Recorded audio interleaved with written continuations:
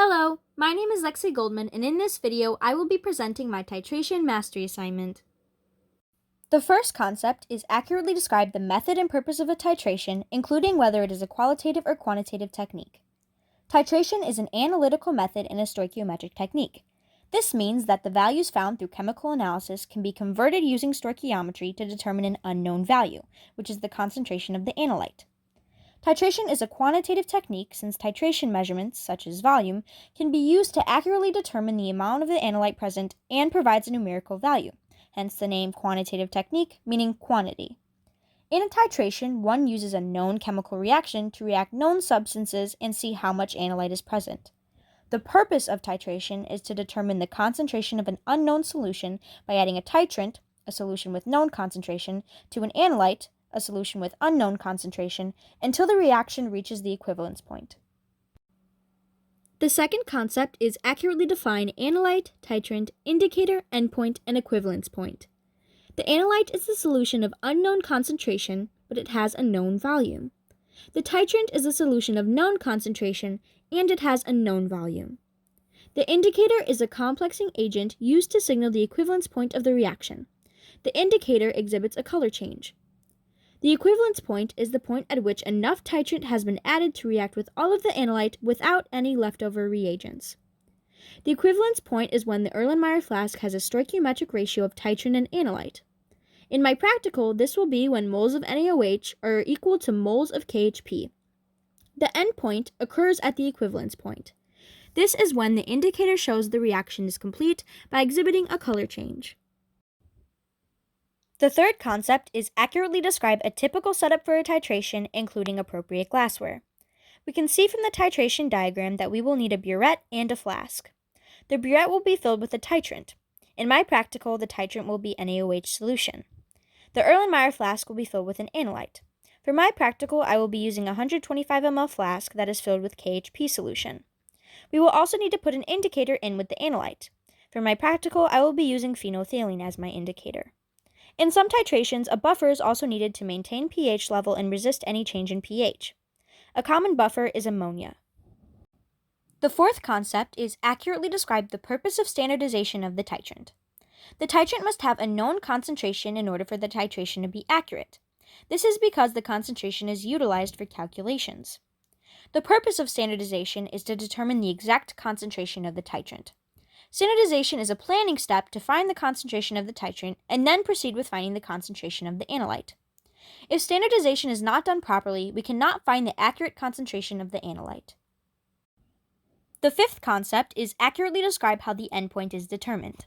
The endpoint is when the indicator shows the reaction is complete using a color change. The base or titrant in the burette is added to the acid or analyte in the flask until the solution is neutralized. This neutralization is shown through a color change. For example, NaOH is a base and titrant, and KHP is an acid and analyte. In my practical, when the endpoint occurred, the solution turned a pink color. The final concept is accurately describe how to determine the unknown concentration of the analyte from raw titration measurements, include a sample calculation. To find the concentration of the analyte, you must use the volume of titrant dispensed in liters, the concentration of the titrant in molarity, the volume of the analyte in the flask in liters, and the mole ratio of the reactants from the balanced chemical equation of the chemical reaction. In my example, the analyte is tap water, which contains calcium, and the titrant is EDTA. In my calculation, the concentration of the titrant, EDTA, is 0.0043 molarity. The initial volume of EDTA is 27.75 milliliters. The final volume after dispensing EDTA into the analyte is 12.35 milliliters. The amount of EDTA dispensed is found by taking the initial volume minus the final volume and then dividing by 1,000 to convert that to liters. This gives us 0.0154 liters of EDTA dispensed. We also must find the analyte volume in liters by taking how much analyte in milliliters is in the flask and dividing that by 1,000. So 20 milliliters of the analyte divided by 1,000 gives us 0.02 liters of the analyte. We also have the mole ratio of reactants, which gives us 1 mole of EDTA equals 1 mole of calcium. We must first find the moles of EDTA.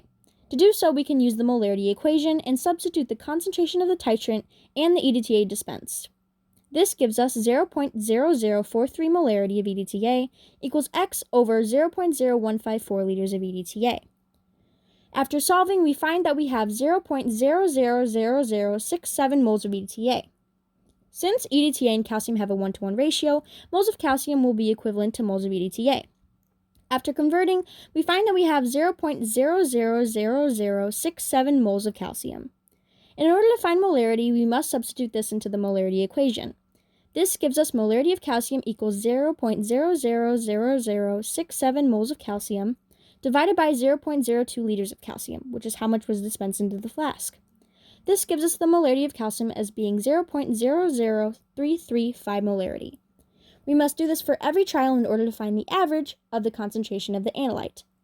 After doing this 4 to 5 times, the average of the molarity of calcium is 0.00329 molarity.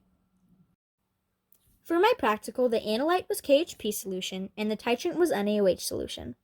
I placed the NaOH solution, the titrant, into the burette. I did this by taking the NaOH that was in the beaker and dispensed it into the burette using a funnel. I left the stopcock open while dispensing to get rid of any contaminants that were in the burette, and I caught all these contaminants with a waste beaker. I dispensed 20 ml of KHP solution, the analyte, into the 125 ml Erlenmeyer flask. We can see from the picture on the right that the initial volume is 29.2 ml. This is because the bottom of the meniscus is at the 29.2 ml line. To begin my titration, I placed 4 drops of the phenolphthalein indicator into the analyte. I swirled the solution to ensure the phenolphthalein indicator incorporated into the solution. After incorporating the phenolphthalein indicator, I started dispensing the titrant, the NaOH solution.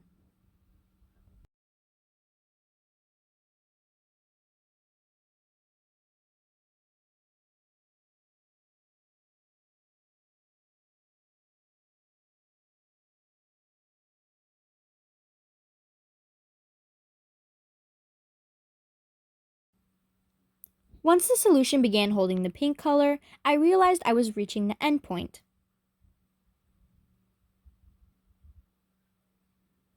As the solution began holding more of the pink color, I slowed down how much of the NaOH I was dispensing and began dripping the NaOH in.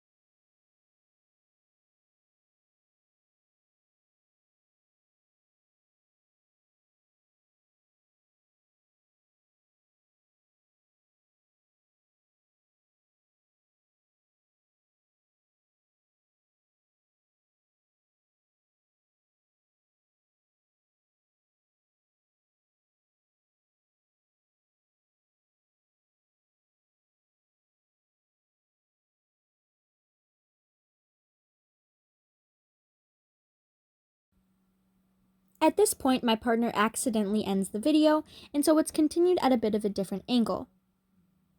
I stopped dispensing the NaOH right at the drop where the solution turns and holds the pink color, but is still a light pink, indicating that I did not over-titrate the solution. We can see from this picture that the final volume is roughly 46.5 ml because the bottom of the meniscus is at the 46.5 ml line. This completes my titration mastery assignment. Thank you.